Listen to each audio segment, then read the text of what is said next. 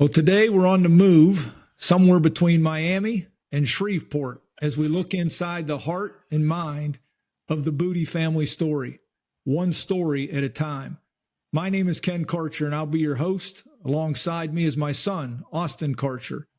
Today, we're going to welcome Josh Booty as our guest to Awaken Kingdom Culture, where hearts and minds come alive, one story at a time. Welcome, Josh. Hey, baby, I appreciate you guys having me. I know this is a family series, and just to see your two faces, father, son, doing this show is pretty awesome. So, I'm glad to be a part of it, and I look forward to doing it, and we're going to have a lot of fun. Well, it's very nice to have you, Josh. And let's get started. And can you tell us a little bit about what it was like growing up in the Booty household? I tell you what, my parents were a lot harder on me than they were Jack, and that's my youngest brother. I'm the oldest of four boys, and I think they figured out how to discipline kids through me. So they wore me out. But I don't know if it hurt, but my dad he was always a very loving and passionate guy about, of course, the Word of God and sports. I mean, that was his life, and it's kind of a way of life in the South, as you guys know. And my mom is so loving and kind, and we always had people around in the house because they were always either mentoring or discipling families. And is it reconnecting? I show reconnecting. Are y'all seeing it? Sorry. Yeah, we're seeing you good. It was going in and out a little bit. I'm sorry. Your voice. Reconnect. I'm like, I might be talking. Sorry. As long as we're good here. I just grew up with my parents being such loving people to all the people around us, and a very inviting home. People would always come through town, and my parents were amazing. The love that they have, as you guys know, and you've talked to my dad, is amazing, and he's given his life to kids and families, and he's just an amazing guy. So I grew up very blessed. But also, I was the first of four boys, and I think they wanted to do it right, and so I got the extra disciplinary stuff around. As I grew older, they got a little easier on me, and we had so much fun playing ball, and him being my high school coach, and my mom being so supportive and really leading the charge at home. It was pretty amazing. Awesome. Well, tell us a little bit about maybe some of the dreams or heroes you had growing up. Well, my dad was actually one, and my uncle, my dad's brother, they traveled and played a lot of world-class softball. And I grew up at the ballpark being the bat boy on some of their great teams. My uncles were on that team or on those teams, and they would play hundreds of games a summer, and I was at the ballpark all the time. So I think that's where I fell in love with the game of baseball, was because they played softball. But I knew my dad was a football player in high school and was a college quarterback at Mississippi State. And I was born in Starkville, Mississippi, even though they were from Louisiana. And when I was 7, we moved back to Louisiana. My dad felt like God was calling him to build a church that later became a school, Evangel Christian, where I played high school. But my heroes in sports were Will Clark, because he was a Mississippi State Bulldog, and he was a left-hand hitting first baseman for the San Francisco Giants. And I fell in love with that he was from Starkville, and that I grew up, and my dad had gone to Mississippi State, and I grew up a little bit in Starkville. And then on the football side, it was John Elway, the rocket arm. He could take high school team and probably win 8 games in the NFL back in the day. He was just that good. It's like put everything on him. I met Bill Walsh when I was a senior in high school, about the same time I met Ken. And I asked him one time, I said, who would you take, Joe Montana or Elway, if you had the first pick, or you could pick either one of those guys? And he goes, no question, John Elway. He could do it. He's the best athlete. And I was like, that's saying something, because we all know Montana had 4 Super Bowl wins, but Elway was just dynamic, and I love the way he tossed the football around at ease, kind of like Josh Allen does now. Yeah, yes, absolutely. Well, tell us a little bit, obviously you touched on it a little bit, but give us a little bit more about, your relationship with your dad and maybe how he encouraged your big dreams. Obviously, we've been in some podcasts now with each one of y'all, and he talked about you even have that tattooed on your arm. Is that right? That's right, man. I do.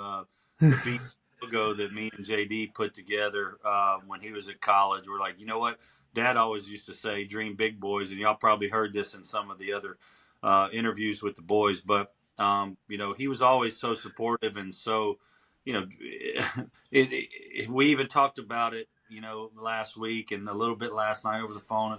He's like, listen, if you imagine it and you have faith, it can come true, and you just got to hold on to that for dear life and don't let anything deter you of that.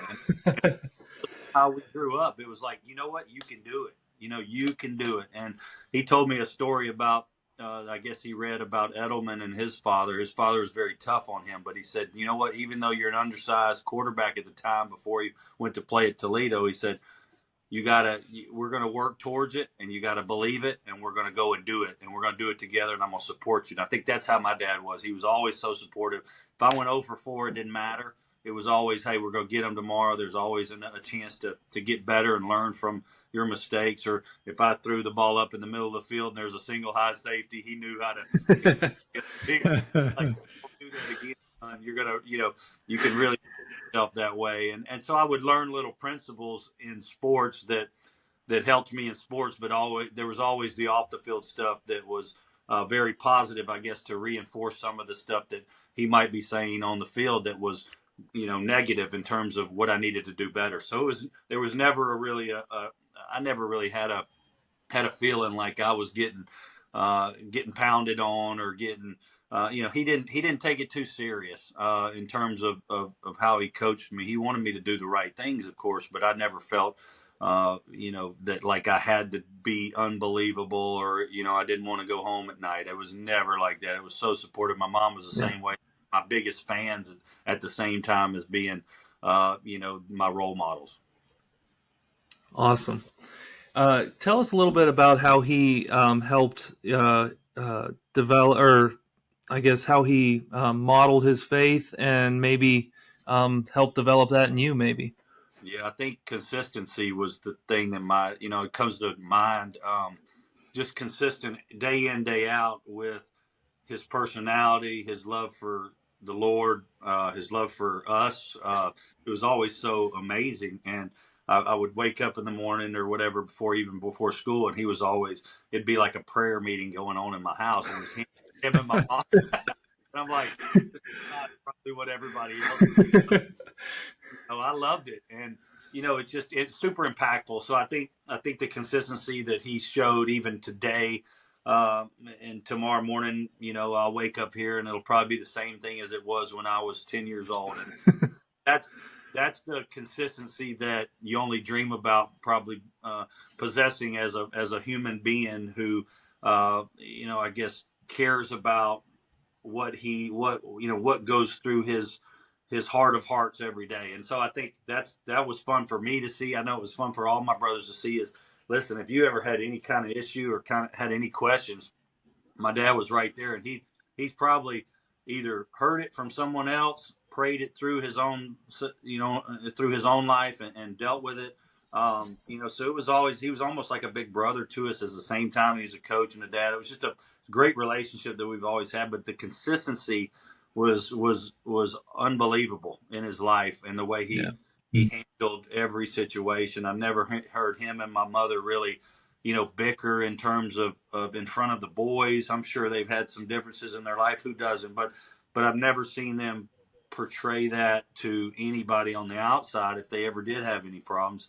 I'm very fortunate. A lot of I've been around a lot of people in my whole life, and I've told them that story, and they're like, "That's just incredible. There's no way." I'm like, "I've never heard my argue," and that's like, it's really it's unusual. I know it. I've told some of my ex-girlfriends, "Listen, my parents never argue. Why do we need to argue?" And they don't like that. Anyway, I think it was just a huge positive for us to say that's kind of what I want, or that's the way that it should be done. And he lived it out. So consistency was amazing. Yeah. Well, what's been really cool, like talking to all the brothers and obviously your dad, I mean, just how many different times you guys have crossed paths. Obviously, growing up in the same house, but I mean, we talked to JD. You lived out there at USC when he first went out there. You're living near Jack now. You know, obviously growing up in the same household with Abram, and you guys playing a senior and a freshman. You know, general, you even get to work with him. So tell us a little bit about, from your perspective, what the relationship with your brothers is.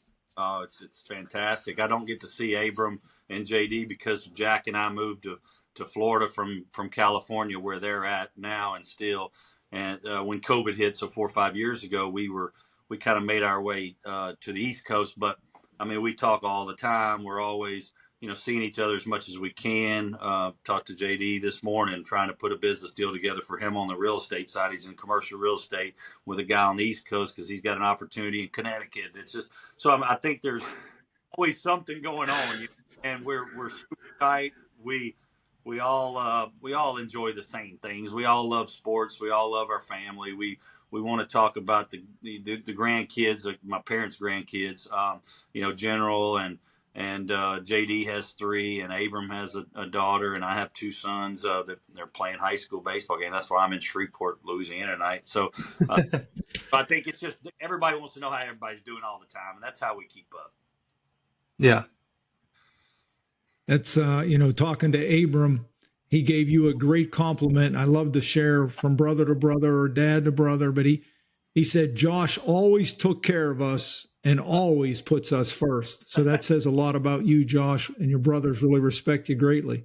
Oh, shoot, I appreciate them saying that, and you mentioning it. I always has felt like as a big brother, I wanted to not only spend time with them, but to always, I guess, care for them in a certain way, whether it's getting them golf clubs or getting them Nike shoes when they came out when they were little kids, and I had to have a Nike contract. I mean, I can remember so many things that come to mind, but it's always inviting them over anybody else first, to do things, but I have more fun with them than I do most everybody that I know, and I have a lot of fun with those people. It's just my brothers, So it's Jack and I are best buddies now. We're working on projects. One project, and he's 34, I'm 48, but at the same time, it's like.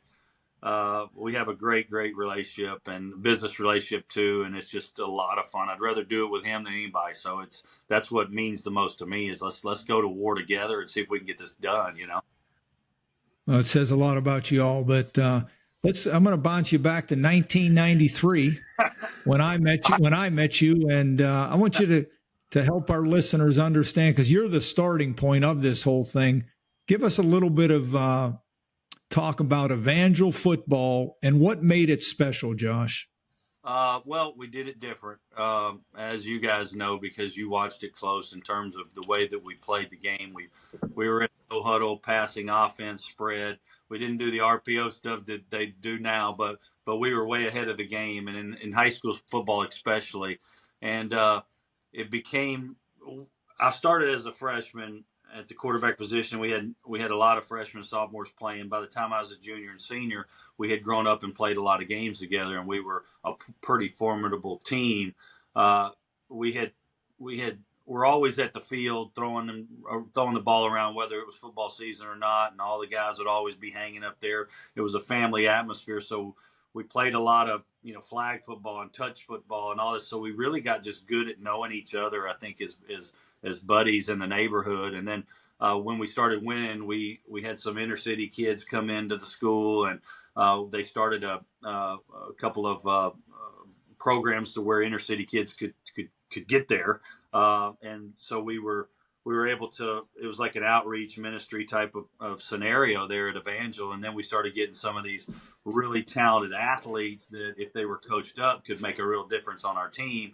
And then when you put a lot of us that were there from the church and from the neighborhood in Shreveport, Louisiana, as you guys know, there's not much other to do than maybe sports. And it was football, basketball, baseball, and track, and there's nothing else to do. You can't go surfing, or something. So I think the kids just kind of started coming our way, and then we started throwing the football and breaking records, in the area and the state, and then it just kind of snowballed, or whatever, ballooned, and into the national spotlight.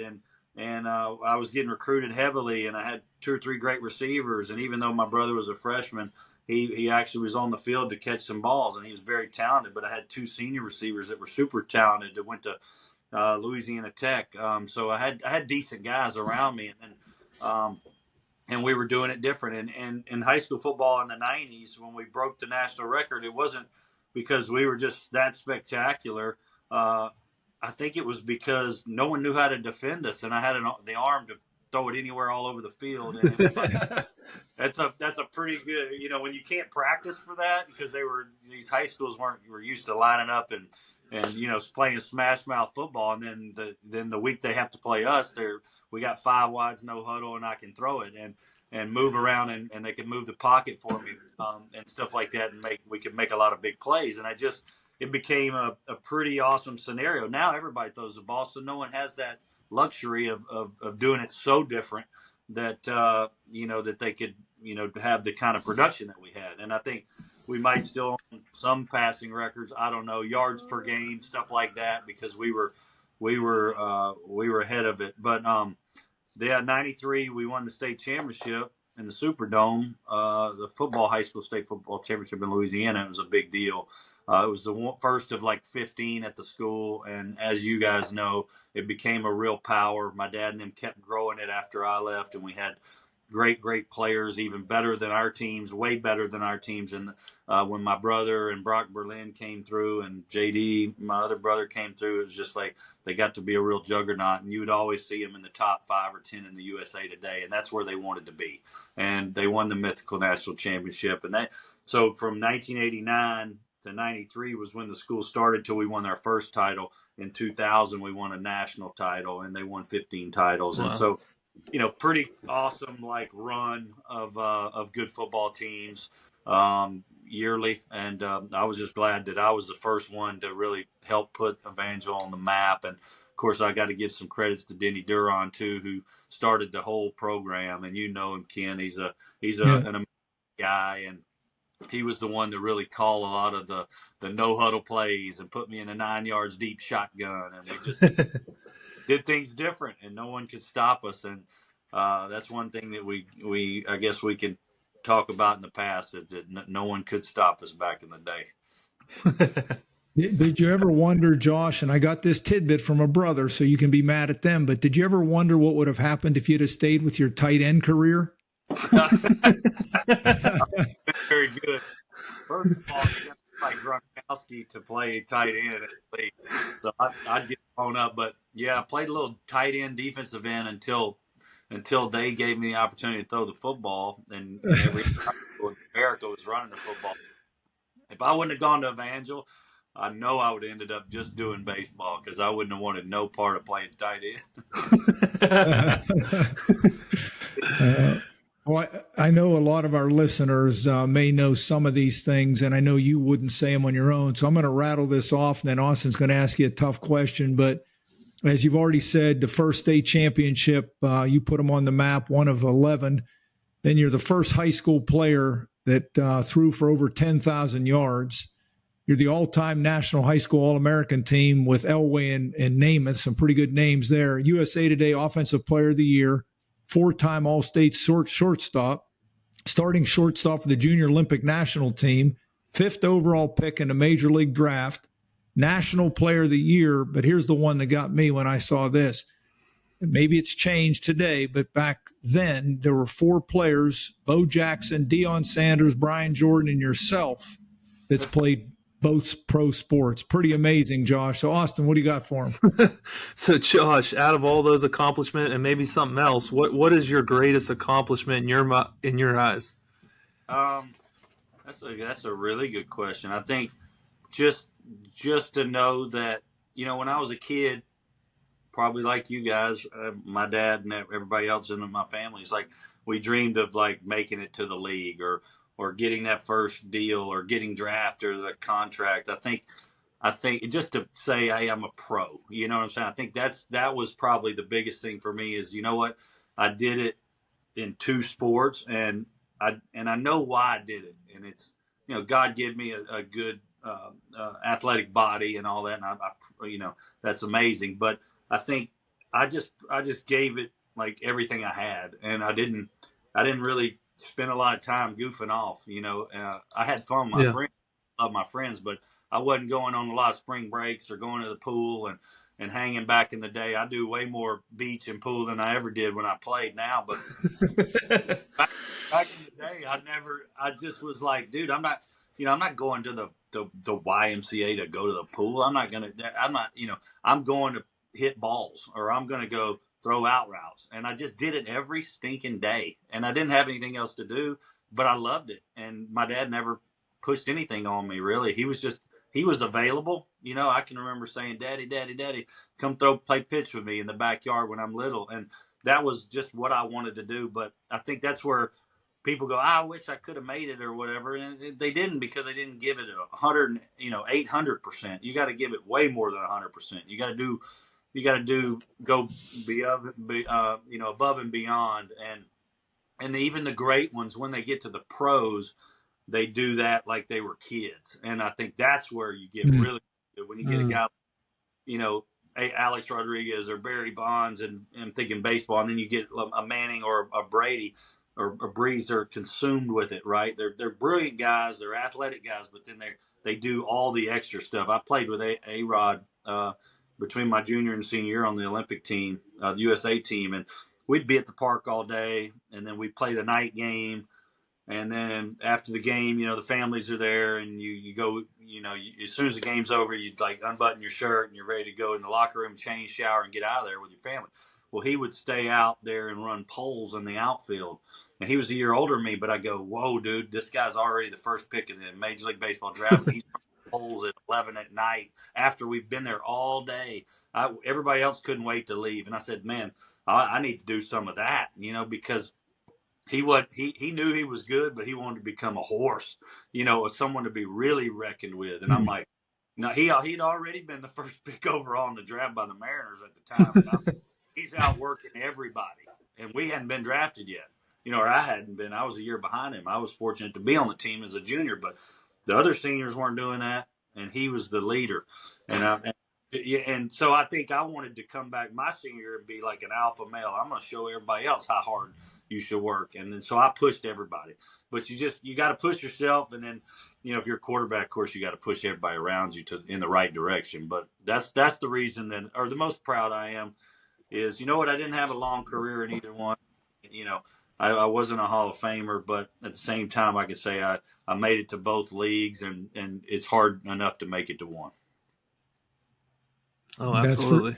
That's for sure. Well, let's jump to recruiting, Josh. And, we're going to talk a little bit more about this in a minute. But football, baseball, do you have a favorite story during the recruiting time? Oh, you know what? I have some good ones. Met wonderful people like yourself through the process. I think, going to spend time with Bill Walsh was amazing. I thought Dennis Erickson at Miami, he was a visit that I took. They were crazy down there in Miami with Ray Lewis and Warren Sapp back in the day. It was amazing locker room dynamic, and it was wild. It's just, and then you go spend time with Bill Walsh. I went to Colorado, and Bill McCartney was there. And one of the best stories I have that kind of goes along with a faith-based program is that I walked in, and most coaches would, they'd have some beautiful girls around, or where are we going tonight, or I'm going to take you to a steak restaurant, we're going to take you out. But he goes, hey, I want you to sit down right here or kneel down right next to me. And he'd overlook the old Colorado Buffalo Stadium up above the field house or whatever, where it's just overlooking with glass, and no one was in the stadium, but his office was there. He goes, sit down, kneel down next to me. And I did. And he goes, we're going to pray about God's will for your life, not coming to Colorado. We'll know if it's God's will. Set me down and pray for him. Like, this is pretty unbelievable. I'm sitting here holding Bill McCartney's hand. He's praying over my future. My future. I'm like, man, you know what? That was a great prayer, but Colorado didn't have baseball at the time. And I said, I can't come to Colorado because y'all don't have a baseball program to go with. But that was one of the highlights of my recruiting, was just sitting there listening to Bill McCartney pray over me, because when you're a 17, 18-year-old kid, you're not in those situations much. But that was pretty amazing. That's an awesome story. So just walk us through the decision. You have football, you go anywhere in the country, you got baseball.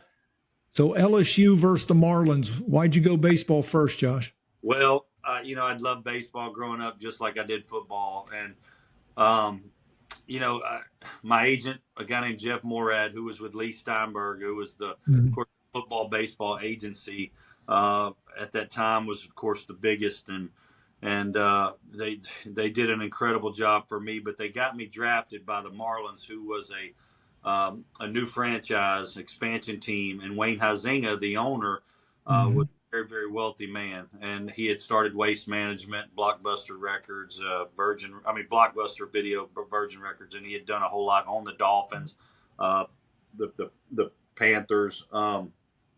Anyways, amazing guy, but he positioned me to get drafted 5th overall so that I could, and he knew I had a lot of leverage, that this guy would probably pay me a lot, and in terms of a signing bonus for that situation, and that's what happened. He got me drafted 5th overall. I was probably going to go 2nd overall behind a college pitcher in the 94 draft, amateur draft, behind a guy named Paul Wilson, who was a All-American at Florida State, who pitched in the big leagues like the next year. He was super ready to play in the big leagues. I was a high school shortstop that was going to probably move to 3rd. That was a football guy. So I think where we got drafted in the position that we got drafted, with my leverage of either going to LSU to play football or not, was what got me signed for as much money as I did. And I broke the record at that time, which was $1.6 million. Now it's crazy money. That doesn't even sound like it would break the record. It did back then. But I said, listen, I always, as I kind of felt I should or prayed about it, I'm like, listen, give me a reason why, God, give me a reason why I wouldn't go to LSU and I would go play baseball, because I loved them both. I just didn't know what I wanted. I wanted to continue both. And I said, you know what? If they give me an unbelievable deal, the best of all time, and I get big league call-ups in my contract, then there's just no reason I could not do it. And that's what I got. So they gave me some big league call-ups, big league spring training invites. So, and the record bonus at the time. And I was like, you know what? You can't get a better situation. God blessed me with an unbelievable situation here. I got to do it. And so that's how I made the decision and I signed a 5-year no football clause, which was hard because I knew I wasn't going to play football. And I knew my brother was going to be really good coming 3 years behind me and probably play college football. But I couldn't really wait 3 years on him. That wasn't the real reason. I just ended up going back to play with him. But that was what, the Marlins record deal was what really put me over the edge. I said, I got to go, man. I'm blessed with too good of an opportunity. Yeah. Well, you had some interesting coaches along the way, and correct me if I'm wrong on any of these, but you go to the Marlins, and I think you have Jim Leland, if I'm correct. Yeah, and then you go to LSU, and you got Nick Saban. And then you get drafted by the Seahawks, and you got Pete Carroll. Then you go to the Browns, and you have who was at the Browns at the time? Davis and Butch Davis, and then you have Lane Kiffin at the Raiders. Yeah. So who was the most influential coach? I think Saban was probably the most influential because I was his starter.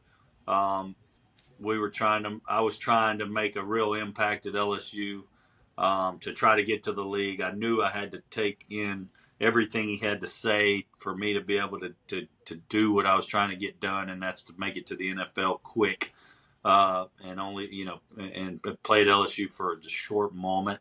I think he had the most impact because even today when I'm training or I run my whatever, I say sprints, but they're striders, when I'm trying to my jogs, when I'm out working out, I still think of him, the more you put in, the more you get out, the harder you work, the smarter you work, the more you get out of it. Like every little thing matters, all the stuff that he told us. And not that the other guys weren't great coaches, because I did get to be around a lot of amazing people, but Lane Kiffin doesn't have a huge personality. He does behind Twitter, but just normally he doesn't.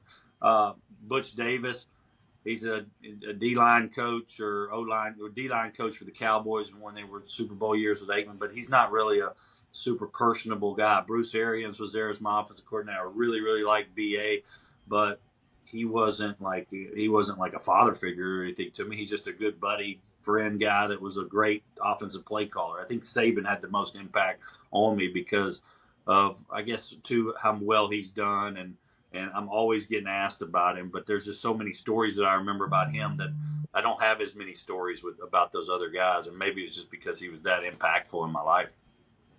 Yeah. A lot of people don't know you had a knuckleball career too, I heard, huh? Yeah, for about 3 months. I tried. I won a reality show on Major League Baseball Network. I got an opportunity to pitch for the Diamondbacks, and in spring training. So they tried to send me to Double-A after spring training, and I was like, I'm not going to go ride the buses. I'm 41 years old. I said, that ain't happening. And I'm already done. Why I left baseball to begin with to go back to play at LSU, because I didn't want to go no more bus rides. But I've been fortunate to get to do a lot of stuff. The knuckleball stuff was fun as it can get, and I actually threw it pretty well. Tim Wakefield, who just passed away, rest in peace, Tim Wakefield, one of the great guys in baseball in terms of heart and personality. Great guy.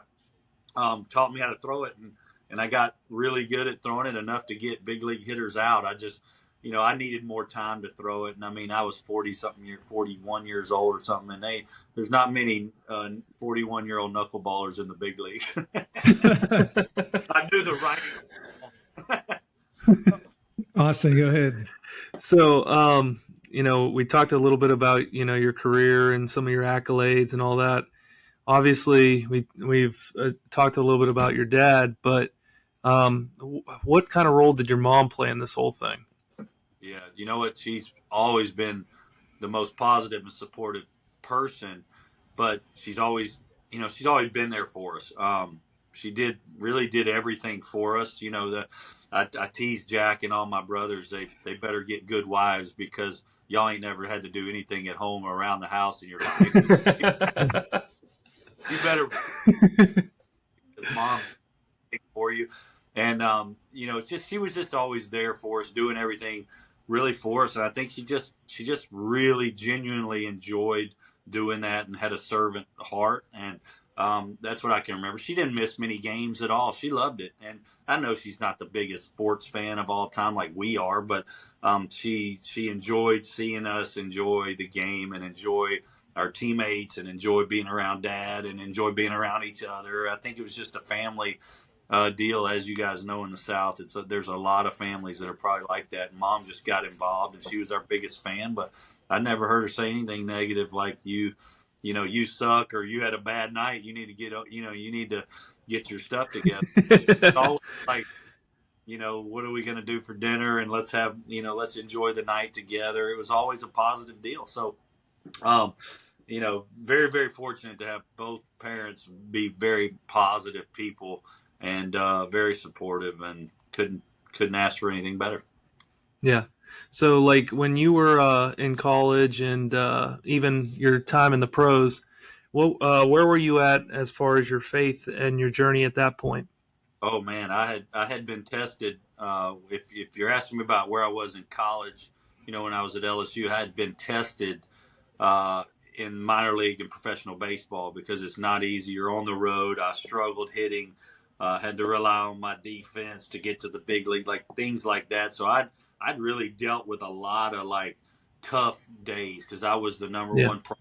I got the big deal. I was supposed to be the next, great player at that position, especially if for a new franchise. Got pushed up fast through the system.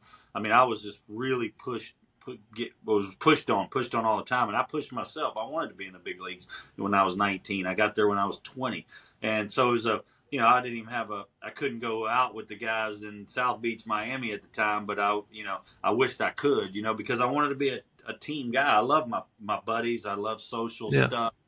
I'm all over the place now doing social stuff. That's just how I am. But I think that my faith was always there. I always had my parents to lean on in the things that they taught me, but I'd been taught enough or I'd been taught a lot. And so I had a lot to draw off of, even in bad days or, bad, maybe bad weeks of not being productive in sports. Everything I did, as a pro athlete is tied to your craft or tied to the game, right? And so you can really ride these huge emotional roller coasters.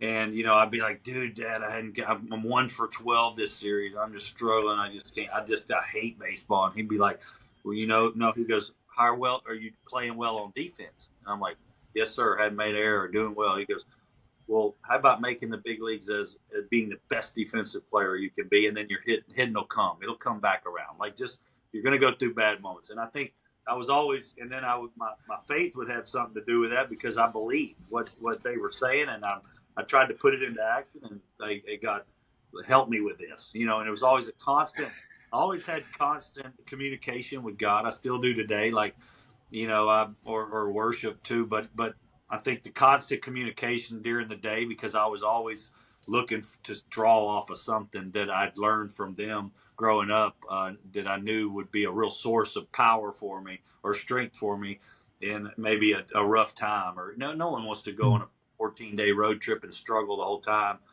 because you're not hitting well in the minor leagues. But there was a lot of adjustments I had to make at that time, those points in my life. And even at LSU, when I struggled and we lost games, we lost 7 games my first year with DiNardo there, and thank God Chancellor Emmert hired Nick Saban, and we went 8-4, 8-3 the next year. We turned it around, but I didn't even want to go to class when we were 4-7 at LSU. You don't want to go to class. You don't want to walk through the quad.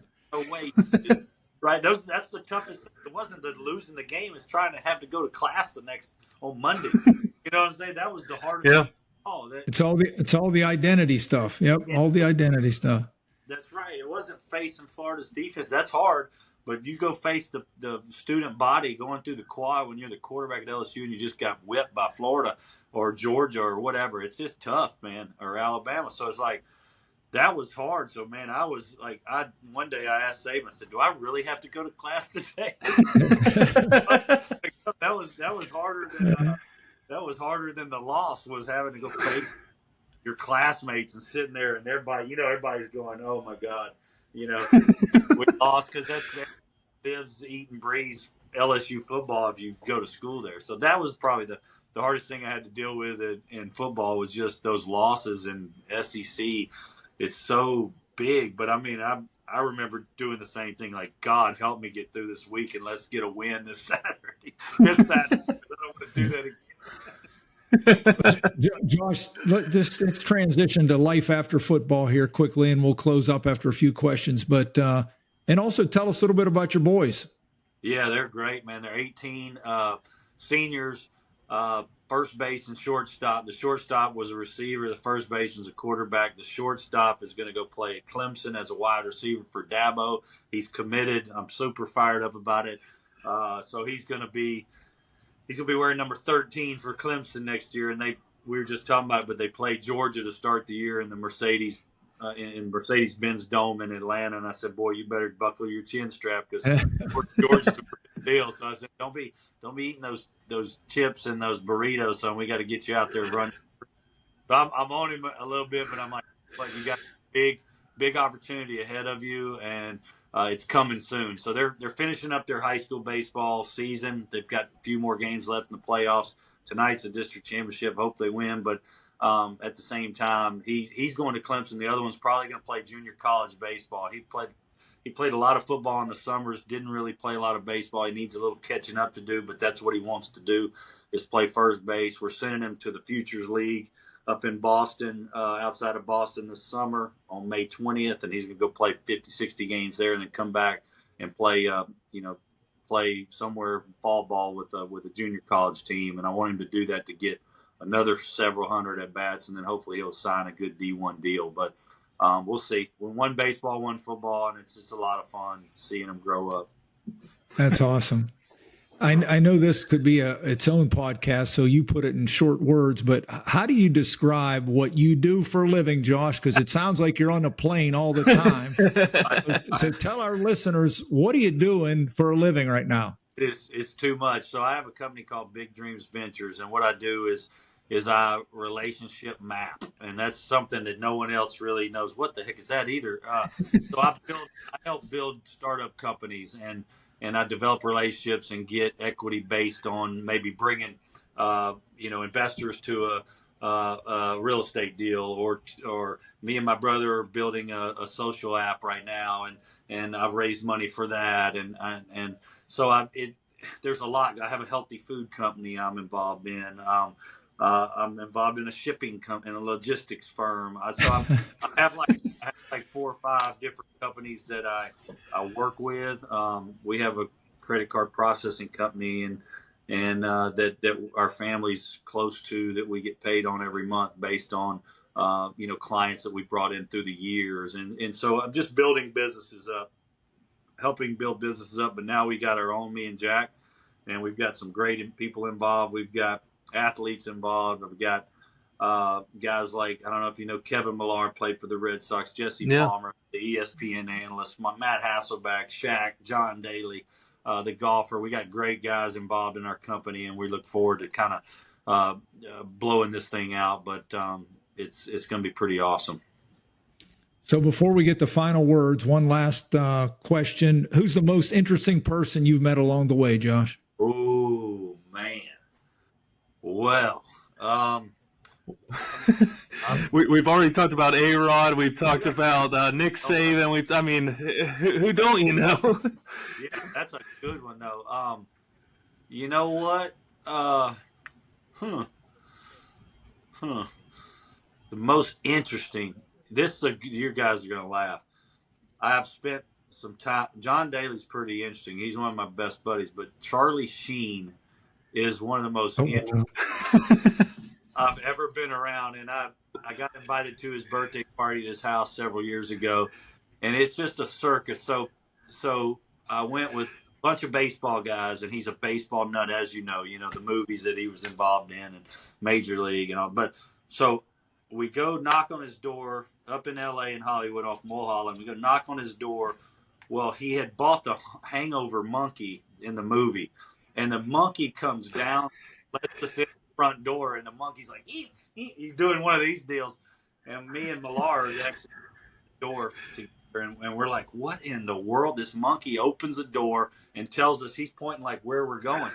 So we follow this monkey spiral staircase up to his like cigar room / sports bar lounge thing that he had upstairs, and he's up there with like Darryl Strawberry, Todd Zeal, Dwight. All the guys are up there. We're like, what is, this is just epic stuff right for me, because I'm a little.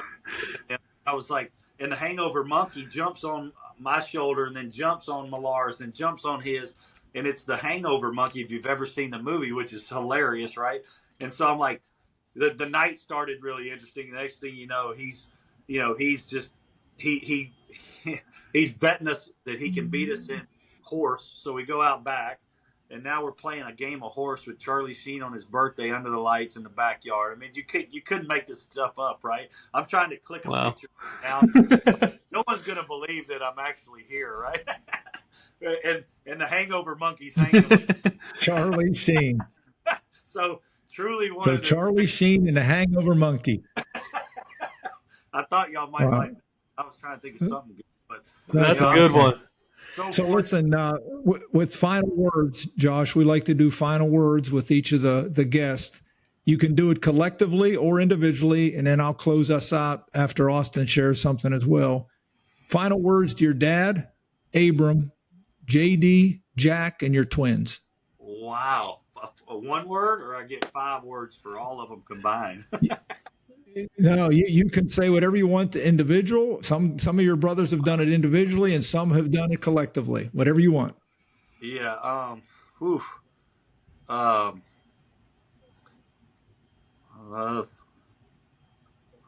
I got 6 words. No, I think that is the ultimate question. I'm lucky to have you. That's 5 words, isn't it? Yeah. Which is that's awesome. well said. Thanks. They're awesome. Well, Austin, anything you want to say? Yeah, for me, I just, like all our guests, I'm thankful that you were able to come on our podcast. Just kind of listen to all your brothers and hearing more about you. I mean, they all look up to you. You've modeled, what it is to be a professional, obviously. And you've, obviously you dream big, and then now you're helping people, accomplish their dreams. And I think that is such a ministry and a testimony, and that speaks greatly about your heart. And I just think we're really blessed to have you on here today. Oh, man. Well, I appreciate it. You guys are Josh, awesome. I also want to thank you. Austin is obviously my oldest, so it's a pleasure to do this with him and to be with you as the oldest brother. And I just want you to know that we appreciate your time. I want to thank you for sharing your story with us today. I want to encourage our listeners to join us next time on Awaken Kingdom Culture as we continue to look inside the heart and mind of the Booty family story, one story at a time.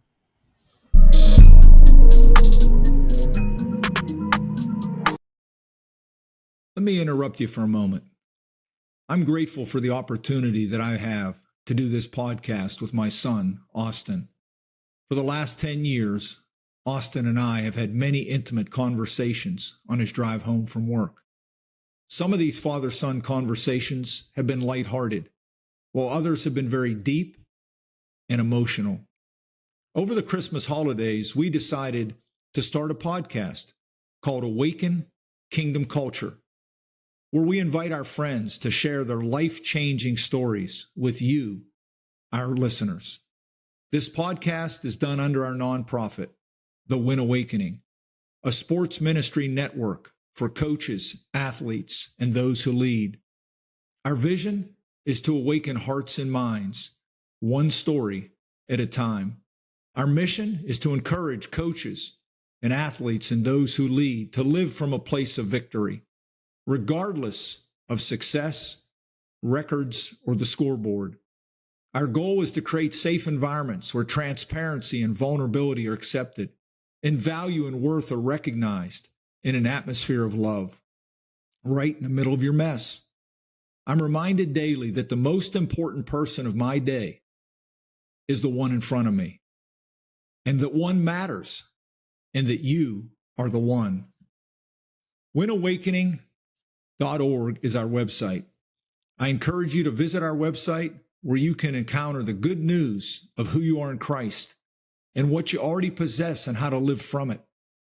There you'll find blogs, videos, Andrew's journal, and this podcast, Awaken Kingdom Culture, where hearts and minds come alive, one story at a time. I'm thankful for all of you who have given and are a member of Team Win. Awaken Kingdom Culture is listener supported. And if you'd like to support us, you can go to winawakening.org. We are a nonprofit.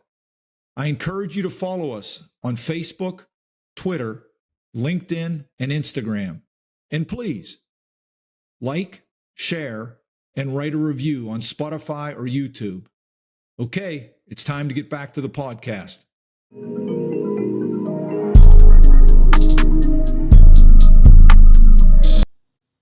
Hey, Austin, how you doing? Good, Dad. How are you?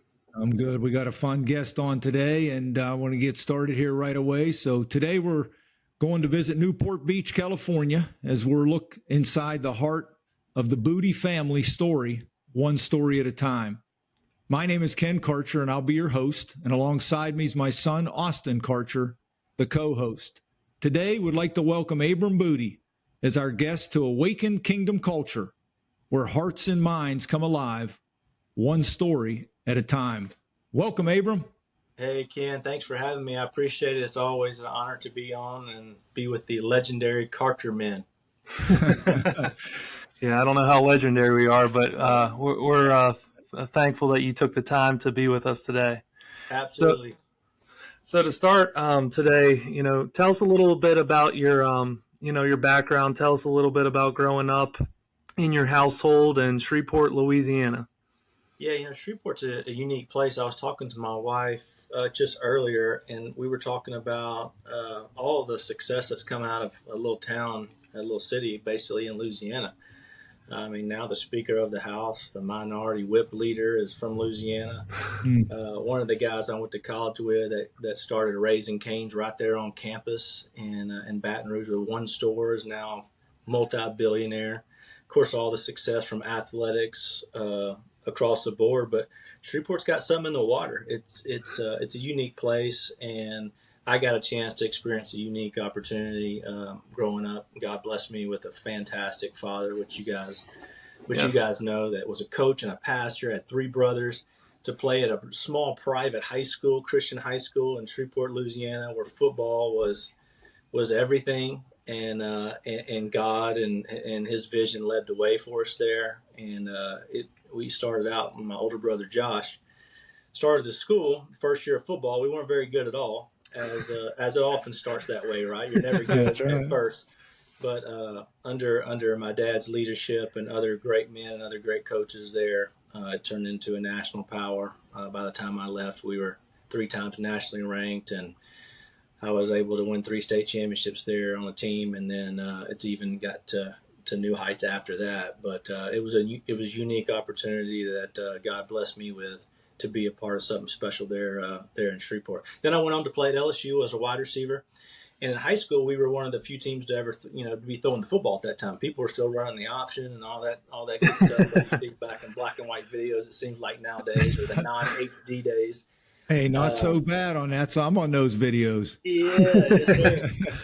But we were throwing it, and I was a receiver and loving it. I was able to set national records for catches, yards, and touchdowns in a high school career, all-time high school career. So I was blessed. Had a great quarterback. I got to play 1 year with my brother Josh. I was a freshman. Okay. Won our first state championship, and then I played with another great quarterback by the name of Philip Dees. And then there was a quarterback right below him that I actually caught at least one touchdown with Brock Berlin, which was a national Josh. Oh yeah, I remember him. Remember Brock? He went on to play. He signed with Florida, but ended up transferring to Miami. And Philip Dees played at North Carolina. So it was all great stuff growing up. Well, awesome. What were some of your dreams and maybe some of your heroes when you were real young? Heroes as far as athletics.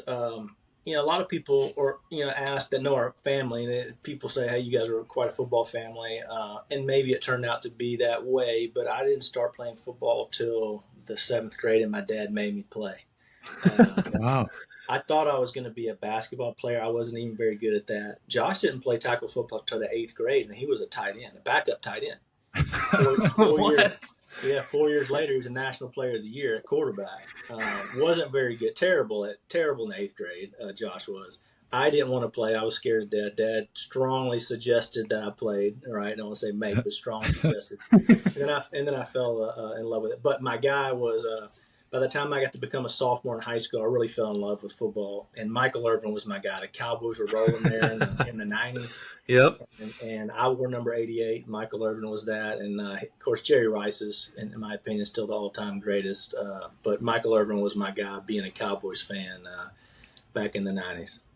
Oh, yeah. Awesome. Well, I remember that, during that time they won 3 Super Bowls or something like that. They did. Yeah, that was it. That was a long time ago, and they hadn't done much since, unfortunately. I'm the only Cowboys fan. All 3 of my brothers, they're Patriots guys and Tom Brady guys, and they give me a hard time because I still pull for the Cowboys, but we haven't had much success lately. But it's coming. It's coming. Dak Prescott's right there from Shreveport, where we're from. Right. He played at Alton. In fact, his head coach is now the head coach at Calvary, which my dad left Evangel, became the athletic director at Calvary. So Dak's head coach is now at Calvary, but Dak's a good guy, and we pull for him for sure. He's friends with my son General, so we still love the Cowboys, or at least I do. Well, awesome. So tell us a little bit about your relationship with your dad, maybe how he helped foster some of those dreams that you had, and maybe how he impacted your faith. Yeah, well, Dad, I think it's anything. It's like anything, whether it's business, faith, sports. More's caught than taught. And I got the chance to watch my dad live it out, as an example. Obviously, there was great teaching moments, and he's full of wisdom still to this day.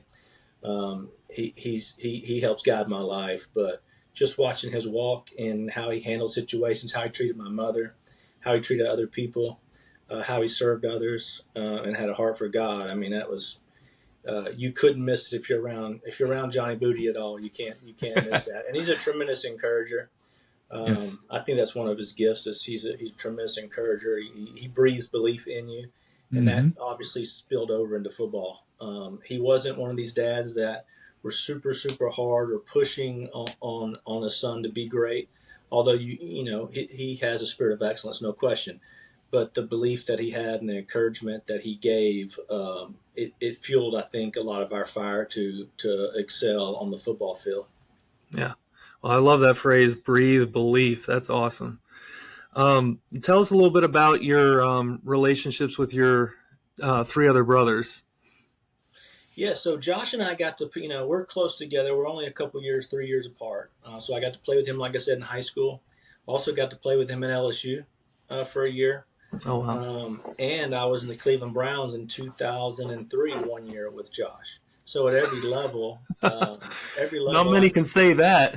Yeah, so it was really cool. And then growing up, obviously, again, I wasn't a huge sports guy. He was a great baseball player. He started football late, but he was always a great baseball player. So he was always trying to drag me out, with his friends if they needed a one more to make the teams even. I was more of a Nintendo guy, big time Nintendo guy, Super Mario Bros.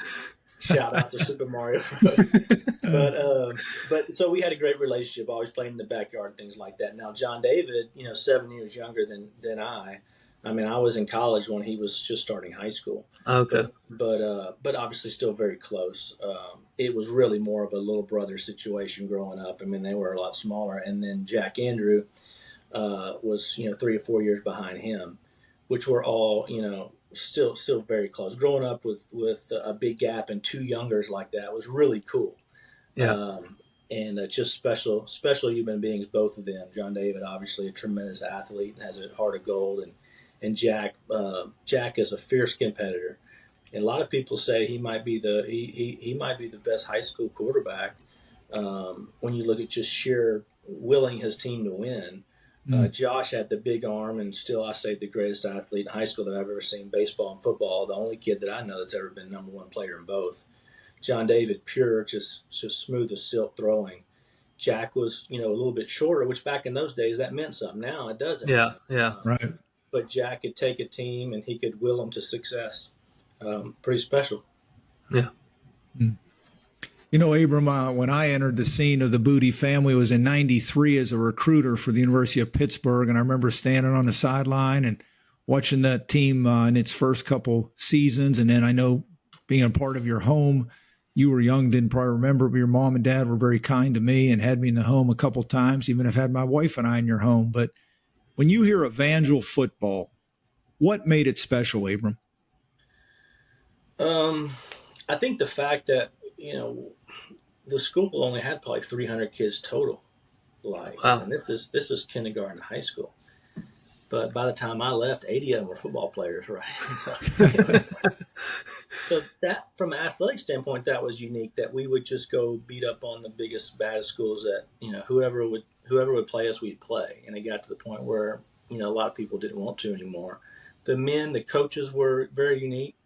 Obviously, I had my dad coaching, which was super special. Denny Duran was our offensive coordinator at that time. He's the head coach now. His family started the school, which was just a phenomenal mentor and leader, and he's full of charisma. And then Coach Dennis Dunn was the head coach at that time, which I forget, maybe 10 to 12 state championships he's won, and just a great leader as well. And then just other men sprinkled around there. I mean, those were just the kind of the main three.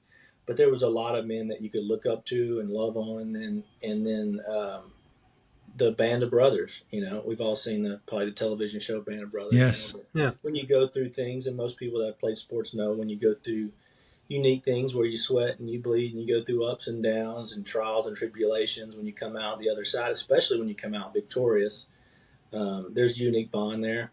And I think we had a great group of young guys as well that bought into the vision of the men that were leading us.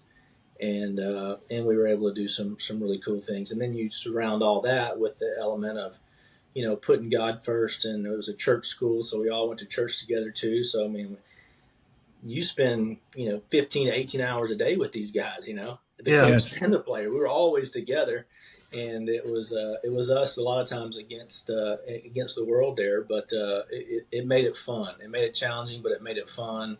The competitive spirit was always there for us to thrive, and not to win necessarily, but to be our best that we could possibly be. And I think that's what I remember most from high school. Awesome. What would you consider your greatest accomplishment if you were picking it yourself? In life? No, in your time at Evangel, let's say your early football career. You know what? I guess being part of that first state championship team would be big. I was a freshman, and I was started. I wasn't the main. We had 2 senior All-State guys that were really good, Steve Parker and DeMarcus Sims. Learned a lot from them. But I was the third option, caught a touchdown in the state championship in the Superdome from Josh to win the state. We won that state championship game only by a touchdown. So to be a part of the first one was pretty cool. A lot of people would think after that, I had 5 touchdowns that year, like 700 yards. The next 3 years, I had 25 plus touchdowns a year, and again, I had 84 total, which was the record. And we won three state championships. But that first one was something pretty. The first one was something pretty cool. But to be able to say from an accomplishment standpoint, when I graduated, now it's since been broken. Guys are throwing 25 bubble passes a game. Right. But when I left, to say I caught more balls for more yards and more touchdowns than anyone that's ever played high school, I guess that would be my greatest individual accomplishment. But I love the state championships and winning with the team. That's a heck of an honor. How did you know you wanted, or like when did you know you wanted to be a receiver? With all your brothers being quarterbacks, what brought you to the receiver position? Yeah, in 8th grade, when I lined up against a 6'4", 265-pound nose guard, I was underneath. It's probably the time I realized, man, I don't know if I want to do this. Now, that kid, Eric Jefferson, became a USA Today All-American. He moved over to Evangel. I recruited him. I was looking at him, and I'm thinking, my line's like 170. I'm like, and I played. I played quarterback half that year, and I talked our coach into moving over to receiver because we had another quarterback that was pretty good. He was a second string guy, and I ended up being Phillip Dees. He was a great quarterback. Yeah. So I moved to receiver, and it was more fun to me catching football. Played some free safety that year, but really, like I said, Austin, my freshman year is really when I fell in love with the position because a lot of people thought I might end up being a quarterback as Josh was, but when I got into high school, there's no way, obviously, I was beating him out. He was the best in the country. So I was like, if I'm going to get on the field, I'm going to stay at receiver. And then fell in love with it. And I was pretty fast, and it worked out pretty good. So I just stayed with it. I'd say so. Well, I look at your background, Abram, and you have probably one of the most unique recruiting experiences because you have Josh's recruiting experience to learn from. Yeah. And then you're going to end up being sort of a model for your 2 younger brothers. And then you have a son that's going to go through the process as well. So when you think back to this whole recruiting process for yourself, how did Josh's experience help you through it? And then why LSU?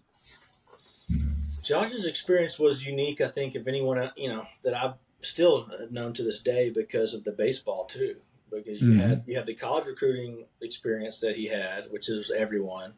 Then you had the, baseball, the MLB scouts that were showing up, which was a whole different deal. And then he had to choose. So mine wasn't near that crazy. And Josh didn't take a lot of football visits. I remember him taking 3 or 4, but he couldn't take many because he had to get right into baseball. And then became the 5th pick overall in the first round. He chose that route before coming back to play football later. But I got to see how important college football was because, again, we didn't grow up playing a lot of football. We weren't just watching college football games all the time and knowing who were the best teams were. I thought, you turn on TV and watch Osborne and Nebraska play, and I thought that was I just thought that was light years away, right? Or who would ever play at USC? Like, we'd never been to California. Like, didn't even know where a lot of these places were on the map. So, but I did know I was going to leave early. So I was gonna graduate in December my senior year, and I was gonna enroll in January, which back then not a lot of people did. No. But back then not a lot of people were doing it, And so I only had time to take 3 visits. LSU, Florida with Steve Spurrier, of course, they were rocking and rolling back in the in the early mid-90s, national champ, and then Philip Fulmer in Tennessee, where Peyton Manning was just graduating, and they were going to. But I didn't see myself once I took those visits. Tennessee treated me the best, no question about it. Florida treated me great well too, and Florida would have been a better fit, no question. LSU was running the ball like crazy, but it was LSU. It was 3.5 hours again. My parents could come see me. I could come home every once in a while. Friends could come. And they were doing something. They just recruited Kevin Falk. I don't know if you remember that name. Yeah, I recruited Karen Crow High School. Karen Crow, yeah, great running back. They had Alan Faneca, which is a Hall of Famer now at right guard, and Todd McClure. But they were pounding it, so they were only running 2 receiver sets and 1 tight end, fullback and running back. But I felt like, hey, if I could become one of the receivers, they don't throw that much, but there's also not a lot of guys catching the ball. So if I can become that guy, and so I chose them, and we started winning. My freshman year, we beat Florida. Spurrier and those guys came in at number 1 in the nation. My freshman year in 1997, 4th game of the year. My true freshman year. My first start, I had 100 yards. We beat them at home. They tore the whole stadium up. I'm telling you. Hey, listen, this is interesting. So I had one of these Cajun guys, after the season's over, invite me over to his house. Because back then they couldn't give you a stick of gum really, or you could say that's right. Now these guys crazy, right? But people could invite you to their house and their family could cook you dinner. It didn't happen a lot, but if you got to know someone, come over, we'll cook you dinner, and you could do that. So I started, after the season was over, I went to a few of these guys' houses, and they had in frames in their houses this grass just pin up, like just pushed up in this frame. And so I'm looking around their houses, I do curious, and like, what's going on here? And they're like, that was from Florida. When we bum rushed the stadium, we tore up the grass and we framed it. So you can see all these restaurants and people's homes because they called it the greatest game in Tiger Stadium up to that point ever in 1997. And they had to resod the deal. The fans, LSU fans, are absolutely wild. I mean, it's bonkers. They took the goalposts, tore them up, and took them out of the stadium. A lot of people knock them down, and it's over. They were marching them out, right, walking down Main Street with the field goal post. So that was fun, and had a solid career there. And but that's why I chose LSU, basically to be close to home and part of something in the state that was kind of on the comeback. Like you, I visited. That was one of my 6 visits when I came out years ago. And my older brother actually is a graduate at LSU. He played baseball there. They had a real good baseball program, obviously. Great baseball program. Have you been to the new baseball stadium they have there now? I have not. He has. He's been down, but I have not. But I've heard it's unbelievable. It's absolutely amazing. Yeah, baseball is huge there for sure. They had a ton of national championships. Skip Bertman's a legend, of course. Yes, he coached my brother. Yep. Okay. Yeah. Yep. So that's crazy. But so when you're going through all of this, how did you and your family and maybe even Evangel, Abram, handle all the success and notoriety that was happening within your family? Well, today's so much different than it was back then. There would be social media and people telling and crazy stuff happening. I mean, you watch SportsCenter now; they're talking about high school guys and showing their signing dates and stuff like that. But there really wasn't a lot of that. So the expectation was to win national championships. Mm-hmm. And after seeing Josh and the cavalcade of coaches that are coming through, just kind of expected, like, okay, this is kind of what happens. You're a solid football player. You're going to have some guys show up. And Evangel really didn't monitor that for me. We get the letters. Remember, you take the letters in the shoebox back on or whatever. Right. But it wasn't anything very unique. And we had some other good players on the team too that were also recruited pretty heavily.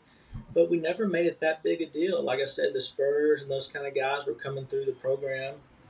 And you'd see him walking the halls and things, but Evangel was bigger to me than those programs at the time. Wow! And doing what we needed to do to win and continue the success of the program, and to follow guys like Josh and to leave to the younger generation, the Brock Berlins and those type of guys, to create the example and the standard for them, was more important than the recruiting. Like I said, I took those 3 trips. Those were the only 3 trips that I took. I did some phone calls. Bobby Bowden was the first phone call I ever took. ever. Of course, at that time, they had just won like multiple state championships, and I was sitting at home one day, solid player again. It was going into my junior year. I got offered by Auburn my sophomore year. That was my first offer. But then Bowden called, and he's like, "Hey, this is Abram. This is Bobby Bowden." And the way he talked, and I was like, "Oh, coach," So those things took me off guard sometimes. But it was really all about Evangel and winning and being the best that we could be, really. Mm. So tell us about the role your mom played in this whole thing. Yeah, without her, we wouldn't be here. That's right. She's the kindest, gentlest, supportive mom. Just super unique. Her heart just anytime you're around her, and Ken, Yep. She makes you feel like you're part of the family. Mm-hmm. She's amazing cook and homemaker at everything, supportive. Again, not super, and this is healthy because you see so many moms these days, they kind of trying to live through or push certain things that are their interest, but she never did that. She let us live our lives, but also obviously there needed to be some correction from time to time. That wasn't a challenge for her to do either. Very, very elegant woman, a very classy woman, and just a fantastic mom, and now a fantastic grandmother. And so she was the perfect, she's the perfect combination to my dad. Like I said, starting out the show, and we were blessed. We were blessed with the opportunity to be raised by Johnny and Sonia. Was there ever a point, Abram, where in this crazy recruiting process, your mom had any insights for y'all, or did she just sit back and watch? She didn't. I think, she was always there for a conversation and a sounding board, and to lend any kind of advice or, hey, what do you think about that? Or what do you think about this, coach? What was your feelings? But I think she let us do our own thing. Now, when Josh signed with baseball, I think because that experience as a mom, and he's a young high school kid going straight to baseball, right, and traveling around and being in apartments and unique spots with, baseball is not just a national sport, right? I mean, you got guys coming in. I'll tell you, this is a good story to get on the podcast. So I go see Josh, and I'll get back to my mom. I go see Josh in Melbourne, Florida. All right, this is rookie ball. He signs $1.6 million at that time at 19 years old, the highest bonus ever for a high school kid. So he's got a little money. But as you know, in rookie ball, these other guys are making like $20,000 a year, like max, and they can't even hardly afford food. So I'm in this like apartment type building that they rent out for like a month for being in Melbourne. And so we're about to leave to go to the stadium. I go to the car to get something early. Josh said, "I'll be right back." So I walk out and I see 4 Dominican guys on the team, right? And you could just tell from their clothes and stuff they didn't have anything. Just the way it was. And but they were eating Cheerios, Ken. And I'm looking at I'm like, what are they eating it out of? And so there's a pond behind this complex. They had went in because they didn't have bowls. They couldn't afford bowls. They went in, caught turtles, cleaned them out, used their turtle shell for the bowl, and they were just eating Cheerios out of a turtle shell bowl. I said, "Josh, what are they doing?" He's like, "Man, this guy's crazy, right?" But they didn't have anything. Now, some of these guys, 10 years later, 5 years later, making $5 million, $10 million a year because they were so focused on winning. It was the only way to get out of the lifestyle that they were in. So my mom saw stuff like that. And so John David was a great baseball player too. I think with her and my dad's advice, probably let's move towards football because that life's so tough to make it in the major leagues. And you have to be a man as soon as you sign out of high school. And that's just a tough traveling life, going on these trailway road trips, 10, 12 hours to go play, get on the deal, go another 10, 12 hours somewhere else, and then you don't get home for another month or two. So those type of things, I think there was some wisdom spoken in, but Mom really kind of let us make our own decisions for sure. But she always had insight and guidance when we asked for it. So here's the question: did you have a bowl of cereal with those guys? I did not. Hey, I skipped breakfast that day, man. I couldn't even eat. I was like, man, this is serious. If I ever come to your house, if I ever come to your house and I see you pull out a turtle bowl, I'm going to be worried. I'm telling you, these guys, they were savages, but they were singularly focused on making it. Wow. So, Abram, at this point in your life, how would you describe your faith journey up until that point right now, at that age? It was great because being at school. So listen, you know, today again, I sound like one of those old grandpas, right? I feel both ways. Today is so different. Like I have a great church here in Newport. It's called Mariners Church. Eric Geiger is the pastor. Phenomenal. He's actually from Louisiana, from New Orleans. Okay. But we go on Sunday mornings, and it's just, and there's other opportunities to plug in and do things like. But we had church Sunday morning, Sunday night, Wednesday night after practice. Fresh new sermon, all three. Denny Duran was the pastor. Fresh, and we had chapel on Wednesday afternoon. So 4 times a week. I mean, I was, But saying that, it was positive because I learned a tremendous amount about the Word, right? Because they always put great teachers, and my dad did a lot of the teaching too. Great teachers in front of them. And on Monday mornings, football, before we started football practice, 7:30, we would have a chapel there. So I was getting fed. I wasn't starving. I wasn't skinny spiritually, right? So it was awesome. It was awesome. I love God. I've always loved God. I've never had that, and there's nothing wrong with it. I know some of the greatest characters in the Bible. I've never had that veer off moment of that story where I left and the prodigal son type deal. I've always tried to stay strong. God's always blessed me, and I've always prayed for His guidance and will in my life and wisdom for my family and favor. But it was really great growing up in that type of atmosphere because I did learn a lot in a very short period of time. So when you did go to LSU and guys were doing their deal, and that wasn't me. The Bible says for parents, if you raise up a young one, when they're young, right, they won't veer from that way, from that path. And so I never really veered, and now able to hopefully translate that into sharing and teaching and loving on my kids in the same way. And they both love God and are in His Word and in church faithfully. My son goes to all African American church at Oklahoma and loves it. He goes every week and calls me afterwards. So, to start those daily habits while they're young, to create that environment, I think is important for kids because now you get so busy and a dad may hey, on Saturday night, you want to spend the night with this friend, go do it because, they want the kid to feel loved by their friends, or we got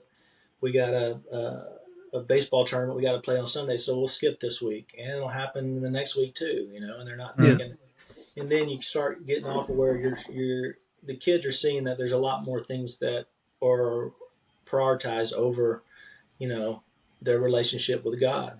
And I think it's so important for us, especially when we have young kids, to create those habits. Yeah.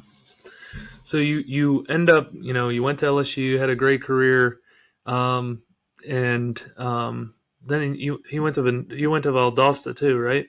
I did. I got hurt. I had back surgery at LSU, kind of knocked me out. I thought I was done. I went back home. I started coaching at Evangel. Okay. And I got married as a sophomore to my wife, Amy. A sophomore in college? Yeah, in college. Okay. Yeah. And she's just she's phenomenal. She's a superstar. And then I have a daughter. I have a daughter that's just started college, Avery, too. I know we mentioned General earlier. That's Oklahoma, but yeah, I went to Valdosta. I sat out a year. I thought I was done playing. I felt like I wanted to do it again, but back then you couldn't just go back to Division I. You had to sit out. So I went to Valdosta. I ended up having some more back challenges, to be honest with you. And I played off and on sparingly. We were the number 1 team in the country, Division II. Yeah. And then I was done again. I was like, man, I had some more back challenges, went through something else. And then the next year, Cleveland Browns called. I told you that and said, hey, you want to come up here? I know you've got your brother. We think you could still potentially play. Butch Davis was a coach. Yeah. And I did that. But after that surgery, to be honest, also, I never felt like I was the same player. I didn't do a good enough job rehabbing. I don't know if we knew the stuff that, is getting done today as far as where you can come back stronger now, right? Right. ACL or MCL. But it wasn't that way with me. I never felt the same from a flexibility standpoint. I had a lot of pain down my left leg, and I was still productive when I came back to play some, but it didn't feel the same. But I was okay. I was at that time. I felt like, hey, you know what? I'm kind of burning out a little bit. Yeah. Let me get my hands on some business or another challenge, and that's what I did. So, like, now you're out of football. What did that look like for you? So you talked about, you started having a family, but you worked at Evangel. What kind of business did you end up starting? Yeah, so I worked at Evangel, and then I went to Cleveland, and then when I got back home after that, my dad had just moved to Calvary. Okay. I'm sure you might have got his story already, but he moved to another private school in Shreveport that didn't have a football program at all. It was kind of Evangel story, similar all over again. My youngest brother, Jack, was an 8th grader at that time, and I coached there. I coached him for a few years. I actually coached with Doug Peterson. They hired Doug Peterson to be the head coach. Yeah. And then I was the offensive coordinator, although I didn't call a whole lot of plays. But still today. But I did that for a couple of years and enjoyed it. And Jack, by Jack's senior year, they turned around and beat Evangel. No one had beaten Evangel in district play in like 17 straight years, not one loss, and Jack did it. So my dad did that for 4 years and turned the program around. And, of course, Doug was a big part of that. And then I got into the financial service business, Primerica Financial Services. I had a gentleman that played at LSU basketball. He was a good bit older than me. He played with Pistol Pete Maravich. That would have a phenomenal business in Baton Rouge in financial services. He recruited me, taught me how to build an agency and a team. So I have 160 licensed agents that still work under me, basically in 4 different states, mostly Louisiana, Texas, Arkansas, and I have a few out here in California as well. I've also dabbled in the healthcare space and laboratory. I just wrote a TV series on college football. You could kind of Google it and look it up. So I did. We can get to that in a minute. Yep. Yeah. So just doing little things like that. I love new projects, but my core business has been in financial services, helping people, retire wealthy, get properly protected, get out of debt, and train salespeople to do that. Yeah. Abram, I have lots of friends that I've met through my years, especially when I was at Liberty. I know you know these names, Guy Shoshati and obviously Art Williams, that he's very involved at Liberty, and Mike and David Landrum. I don't know, Absolutely. Know them very well from my days in Mississippi, and Assad Farah from up in Michigan. I know him very well, but a lot of Primerica guys. I know you're doing a great job. I've actually asked them about you a couple of times in the past, and they love the heck out of you and say you're doing a great job. Well, thanks. Those guys are all legends. Art Williams, of course, started the company as a coach, and I was a coach. So there's, when he would speak, everyone would listen. He's the granddaddy of them all, to use a term from college football. Art Williams, but other guys are great as well. But yeah, it's been a good business. Awesome. So let me ask you about your son, General. You mentioned him, and he's obviously the 4th time you're going through a recruiting process in a roundabout way. Tell us how it's changed, this whole recruiting thing, the NIL, and how have you seen it change, Abram?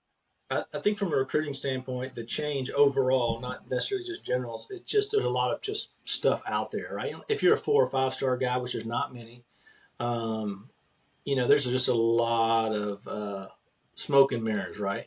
Every 2 or 3-star guy says they just got an offer from Oregon, Alabama, Georgia. It's like when they're 14 years old. It's like that's not necessarily. So you have real players out there thinking these things are happening, and the colleges can't keep up with it. So they're not like X where they have community notes, right? Where right. They say no, that's not happening. So there's just a lot of crazy things that are going on out there, and then the camps. Have added to a whole new layer of I got to go do this camp, I got to do that camp, I got to do that. So I think you can busy yourself a lot with running around and doing things that don't necessarily matter. If you get out there on the field and you can play and you continue to work hard with your teammates, camps and stuff obviously are good when you can go to them, but that's not the thing that's going to help you get to a quality school and get a good education.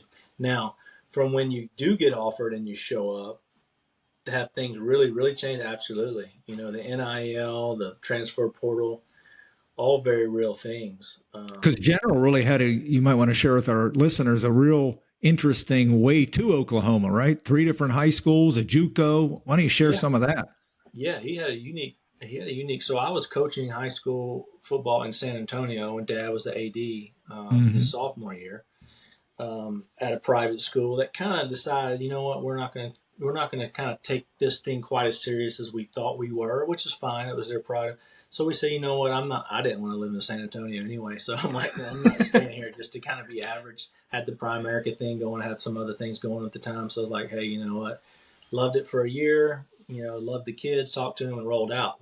Came back to California. He went to J. Sarah High School, which is in the Trinity League with Modern Day and St. John Bosco and some of the, if you know anything about high school, people know anything about high school, that's the biggest league in the world. Yeah. In America, at least, they go around and beat Modern Day. In fact, when after General left, and then he went to Allen his senior year because of COVID in Texas. Oh, okay. But a year after we left Allen, Bosco's decided they were going to go to Allen and play. They got a $60 million stadium. Allen, Texas is just crazy. It's the biggest of the big. Kyler Murray went there, a bunch of NFL guys. And so some of the parents were asking me, because they knew I was from California, they said, hey, this Bosco, we're gonna be able to beat them, right? I'm like, guys, no, they're going to come in here and just wear y'all out. It's crazy. They only have like 400 kids in their school, and Allen's got like 6,000 kids. And they're like, there's no way. I'm like, I'm just telling you guys, it ain't going to be good. They beat him 56-7, and they called the dog off in the third quarter. And that's Allen, Texas. So Bosco in the modern days, they're just so General played in the league against those guys. But like I said, he went to Allen, had a great year, senior year. He was all conference. But then it was during COVID, and it was weird from him bouncing around and recruiting kind of being kind of off a little bit. Coaches weren't able to come to campus, and then the players were able to stay an extra year in school. And General's in a position, as a quarterback, where there's only 3 or 4 of them on the team. So he said, you know what, I could go to some of these smaller schools. In fact, Hugh Freeze offered him one. He was at Liberty, coach. All right. Okay. But he wasn't sure about that quite, and he's like, you know what, I'm going to go to Tyler. I'm going to Tyler, Texas. I'm going to play junior college football because one of his coaches that he loves and a family friend, A.J. Smith, went there to be an offensive coordinator. A.J.'s now the coordinator for the San Antonio Brahmas and the UFL that The Rock and those guys own. So A.J.'s a great coach. I was like, hey, man, go do it. It was only an hour from where we lived in Allen. And he went and did it and set the school record in passing and touchdowns. And then after that, there still wasn't a lot of buzz. There were some schools coming to take a look, some smaller schools. But then Jeff Levy he called General one day and said, I'm going to come through there. He was the offensive coordinator at that time at Oklahoma. Went and worked him out, saw him, said, hey, we want you. And that's how he ended up at Oklahoma. So it was just kind of a God thing. And he's enjoying Oklahoma, working hard there in spring right now and doing real well. And so, yeah, we'll be down there in Norman a week from now to watch spring game. Good for you. We're actually going to reach out to him at some point and have him with this Booty story. But you mentioned a few minutes ago, and I'd like you to share with our audience, sort of your perspective on athletics. I think is going to come out a little bit in this movie, right? This movie project called Workhorse, you're in. Could you tell us a little bit about that and how your inspiration came about with the story, Abram? Sure. So this was a while back. I wrote this, and if you know anything, in Hollywood, it's just strange. And I didn't know. I wasn't in the world at all, but I started looking at movies that have been made. And you look at like Good Will Hunting, for example. Do y'all like Good Will Hunting? Yeah, that's a good movie. Yeah, the guys wrote it, and it took them like 9 years for it to make it. Right? It's just a weird deal. But so I wrote it. I wrote it after kind of having a lot of memories come back. I went to a game, I think it was in 2007, John David, USC versus Michigan in the Rose Bowl. Yeah. And a receiver by the name of Dwayne Jarrett was the MVP. John David had a monster game. John David was the MVP the next year, but Dwayne had a monster game. First rounder for the Jets the next year. But anyway, we were leaving the stadium, and we stayed back. Quarterbacks do all the interviews and stuff. So we're leaving the stadium. The lights were out at the Rose Bowl, Pasadena, and I see this dark figure walking in the distance. And you could tell it was an athlete, got a backpack, just looked like a stud from behind. So I'm driving. I'm like, hey, guys, let's pull over, see who this is. You can see a USC on the back. We pulled over, rolled down the window, John David, and he's like, guy looks at us as Dwayne Jarrett. This guy. You froze, Abram. He'd just done the interview with ABC. The game had just made the school like $10 million. ABC probably made $30 million on selling sponsorships. And we said, Dwayne, where are you going? He's like, man, I don't have a ride. I don't have any money. I'm trying to go find something to eat. Wow. Wow. And it just brought back all those memories because I remember kids on the weekends, because they used to only feed you during the week. On the weekends, trying to scramble and figure things out and borrow $5 to go to Taco Bell. It was just crazy. Or they only give out 3 or 4 seats for the family, and maybe that player had a family of 6, and so now 2 of their little brothers can't come to the game, but yet they're the star, and or they're selling their jersey and they don't get anything for it. I'm like, dude, this is not right. I can't believe I forgot about this. And so I started writing a story, and sold it to Amazon Studios. Like 3 years later, Aaron Rodgers and Desmond Howard are my producing partners, which I have some others as well, but those were names that you guys would know. Right. So we pitched it. We pitched to Amazon, Netflix, and a couple others. Amazon bought it. Then that was in 2018. Next year, COVID hit. So I'm like, dang, dude, right when we were about to do this thing. And then so that took us out 2 years, and then they changed the rules, right? NIL. That now guys can get paid on their jerseys, and it's kind of gotten a little. It's kind of went a little other way with what we were thinking, but we think it's a good thing, right? Yeah. Like Reggie Bush still doesn't have his Heisman Trophy, man. He took like $20,000. Like Reggie Bush, man, he brought the school probably $100 million. It's like it's crazy, but so now we changed the whole storyline, and we're pitching it as a TV show. Just this past week, I pitched to Peacock, Netflix, Hulu, and AMC. Me and Desmond and a couple other people that have experience in the TV industry. So we think we're going to get some traction. So we're trying to change it because it's a whole new world out there, right? So you guys remember back in the day, like at LSU, there was the head coach, and that guy ran everything. I remember little things happening, nothing nefarious, but some guys getting some challenges with the campus police or whatever. They don't report to the sheriff; they're coming and reporting to Coach Saban, right? So that guy. But now, because of collectives and boosters and guys that are bringing in the money, so now you got this challenge for power, right, from these outside groups, because now head coaches need these guys. These guys know it, and the players have more power because, hey, they may move or transfer or leave or what have you, and so they're coming up. So now it's a huge struggle inside the game of football, college football, for who's going to have the influence, and it's not just the head coach anymore. So that's what and then you got the booster club presidents. Not only do you have the universities collectives as well, you have the athletic director that's vying for power too over all the programs, because football fuels everything, but they want the women's gymnastics to be funded as well. So that's what the TV show is going to be about, not just the game of X's and O's football like you see on ESPN, but the struggle for power inside a quickly changing landscape of college football. So we think it has a chance to have some success, and we'll know here soon. And it's called Workhorses, right? Workhorses is the movie project. So right now that's the template. We may change the name, but it's still the same group. Yes. Great. Awesome. So we're getting close to closing, but what's been like the greatest impact that, looking back, that your dad has had on you as a father and maybe as a coach? As a coach, he coached the quarterbacks. So, I mean, watching him work, and he still does. He still works with young kids right now. Well, he doesn't have to, but I mean, I called him today, and he was going to work out like a 12-year-old and a 15-year-old, right? Yeah. And one of them's my nephew. He's going to be a good player. He's going to be a good player. His name is David. But just the attention to detail that he puts in working with kids. Yeah.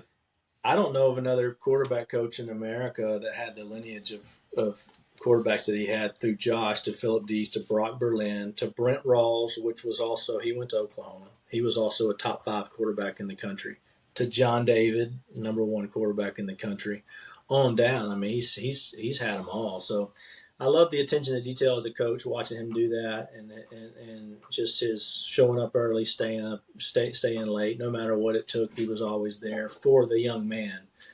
And then how that just influenced me from a Selby standpoint. I always had great quarterbacks, right? So yeah, absolutely.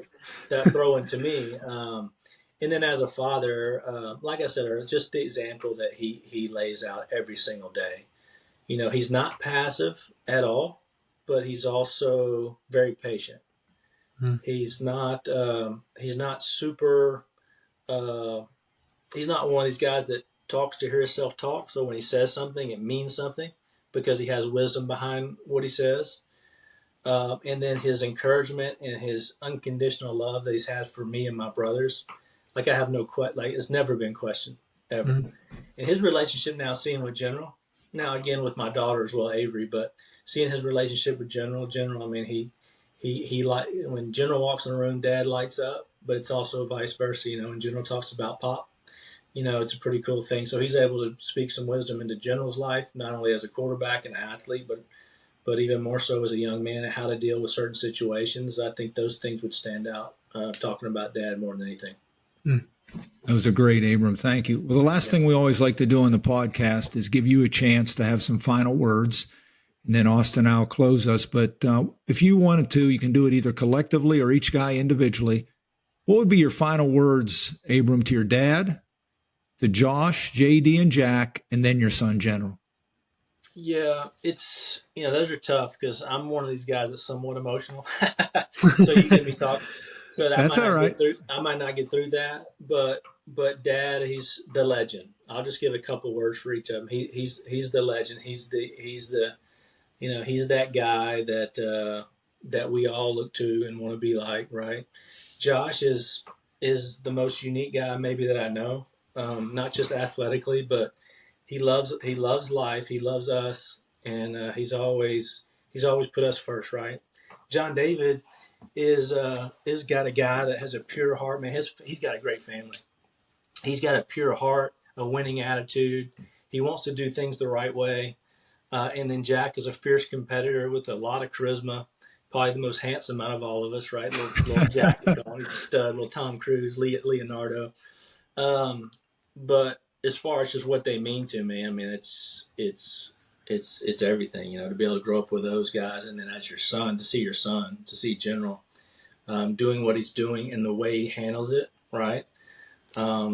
He's a competitor. He's a great player. But how he handles his business, how he treats other people, how he makes everyone that he's around feel special. And he'll go out of his way if he sees someone that, if it's a little kid that's waiting for an autograph that maybe he's getting pushed back by some other people, he'll wait to the end or call that person up. Like, he doesn't miss anything. He's so observant. And the way his heart is for the Lord. And again, that's all trickled down from Dad. Right. Pretty cool. The legend. The legend. Austin, any final words to Abram? Well, we're just appreciative of you taking your time. I know you're all the way out in California. We're here in Alabama. So, coordinating it doesn't make it easy on you, but we've enjoyed talking to your dad and getting his story. And, I'm just thankful for you sharing yours. I mean, it's really amazing, how all of you had such great success in this game. And, obviously to be the national record holder, when you walked out of high school, I mean, not many people can say that, but then, also just spiritually what God's been doing in all y'all's lives, it's really impactful. So. Well, I appreciate that. And we're excited to do this call with you guys and look forward to talking more here in the near future as well, as we get to know each other better. And we got our paths got to cross somewhere. And y'all let me know if you're ever out here in Newport Beach for sure. Well, Abram, again, we thank you. It's fun, obviously, doing this with my son and then seeing how you and your brothers, which we'll talk to here in the days to come, and just your tie to your dad. This is an important thing in our country and our society, as father and sons and the roles we play in each other's lives. So it's been an honor to hear you tell your story. I'm excited for when it'll come out. And I'm just going to close us and we'll get off the air and I'll share one more thing with you. But we want to thank you for sharing your story and want to encourage our listeners to join us next time on Awaken Kingdom Culture as we continue to look inside the heart and mind of the Booty family story, one story at a time.